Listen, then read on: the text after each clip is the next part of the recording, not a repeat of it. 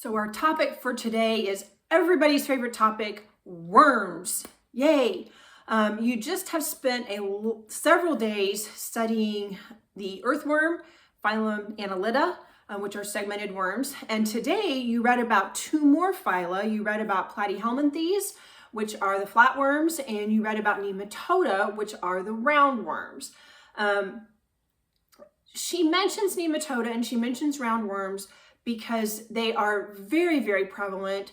A lot of parasitic infections that humans and animals can get, dogs can get, are caused by roundworms. And so she mentions them so that you have some knowledge about them. However, you'll notice that there's no study guide questions about roundworms. There's no on your own questions about roundworms. And I will also tell you right now that there's nothing on the test about roundworms. But we're mentioning them, and I'm going to spend a little bit of time talking about them today because the exercise that we're going to go through is one that I want you to understand for how you need to have a handle on the different characteristics of all the other phyla that we talk about in this chapter. So on the board behind me, I actually have a chart where I am comparing Annelida, which is the earthworm, Platyhelminthes, which are the planarians, which you read about today, and the Nematoda, which are the roundworms. And we're going to compare them in a number of different categories. Now, for starters, for symmetry, all of them are going to have bilateral symmetry. And you will notice that I'm pretty sure that from here on out, everything that we talk about is going to have bilateral symmetry. The shape of these animals is different though, because earthworms, or Annelida and Nematoda, both are roundworms, so they're going to look cylindrical when you look at them, but planarians are going to be very, very flat. And the size of these worms actually has a lot to do with the types of circulatory system, nervous system, respiration that we see in these creatures. The bigger they are, the more complicated of a system they need to have, because if they get too big, diffusion is not going to work any longer. So if I look at segments, only the earthworm has segments. The other two categories of worms do not have segments in them. So let's look at the digestive system.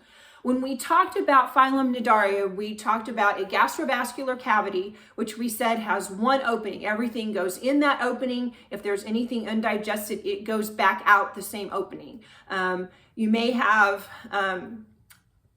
other methods of getting the food moved around within the creature itself, but as far as a long tube where waste can be expelled, Cnidarians did not have that.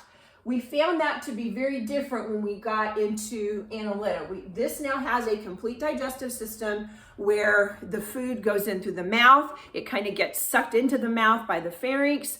It goes from there down the esophagus to the crop, to the gizzard, to the intestine, and then eventually out the intestine's really, really long, out the end of the worm, out the anus. Okay, so what I just did there, where I was able to just rattle off the order that the food went through in the earthworm, you should be able to do that too. So hopefully that's something that's not going to be difficult for you. So that is a complete digestive system because it has an end where things come in and it has another end where things go out. So complete digestive system in the earthworm. There is also a complete digestive system in the roundworm. You'll find the same type of thing, but in Platyhelminthes, the flatworms, they do not have a complete system because there's no anus in there. There's a mouth. And so really we could say that they have a gastrovascular cavity because there is just one opening. Now they do have a branched intestine to get food to different places of the body, but they do not have a tube-like digestive system, which would be called complete. So therefore, we could still say that your planarians have a gastrovascular cavity. Circulatory system is another area that we've really kind of found first in the earthworm. They have a closed circulatory system because the blood is always carried in vessels. It never gets outside of the vessels.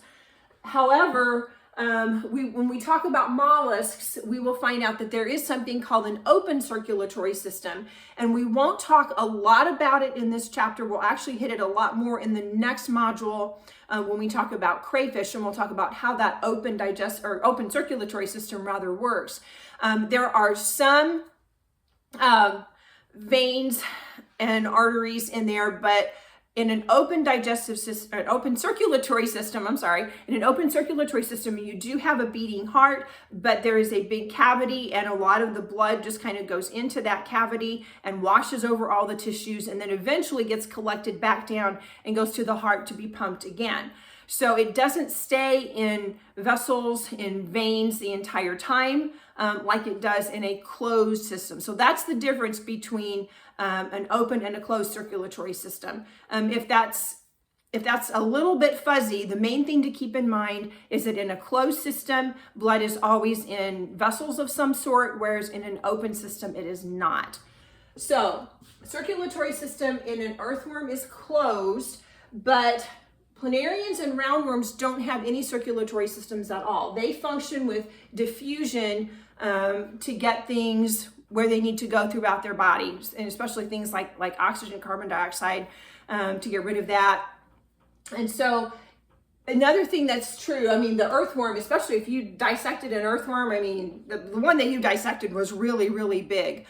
Even if you go outside and dig up earthworms, you may not see them quite that large. A lot of them are really, really big, but planarians are very small, roundworms are very small, and so the smaller the animal, the less need they have for a complex circulatory system, because diffusion works. The system is, their bodies are small enough that diffusion can take care of all those things for them. We're starting to see now nervous systems that we did not see in sponges. There were some nerve cells in the Cnidaria. We didn't talk about them a lot, but there were some nerve cells there. Now when we get up into the worms, we do see a more complex nervous type system. Your Annelida's got a brain and a lot of ganglia, but we only saw one nerve in there, whereas in your roundworms, there's actually two nerves, one on the dorsal side and one on the ventral side.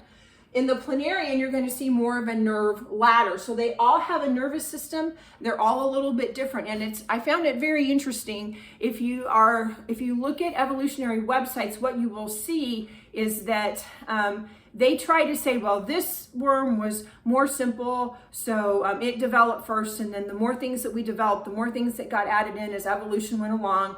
And I don't buy into that.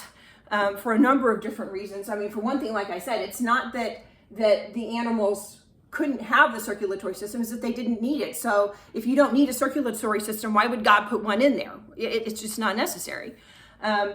Also, a lot of websites that you will see will try to tell you that the planarians are a more simple creature than the earthworms are, but I noticed that your book says that their nervous system is actually more complex than the one in the earthworm. So I think how we determine what's more complex and what's less complex, sometimes I think God must be sitting up there laughing at us going, oh, my children, you truly do not understand, how I put everything together.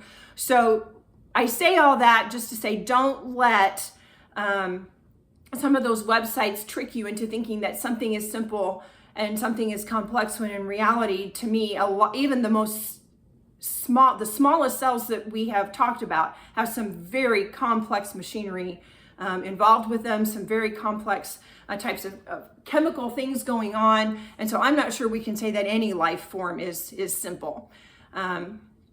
So this type of, I guess I didn't talk about respiration yet, did I? Respiration happens through the skin for the earthworm, but again, for the planarians and the roundworms, bodies are small enough, they don't need a respiratory system, and so everything can happen by diffusion with them.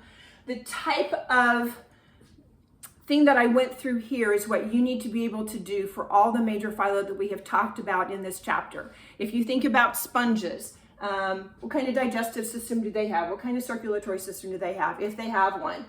What's true about how they get their oxygen, how they get their food, how they get all those types of things. So you need to be able to think through those types of things for every phyla that's in this module. And hopefully the example that I went through with the worms will kind of show you how to do that.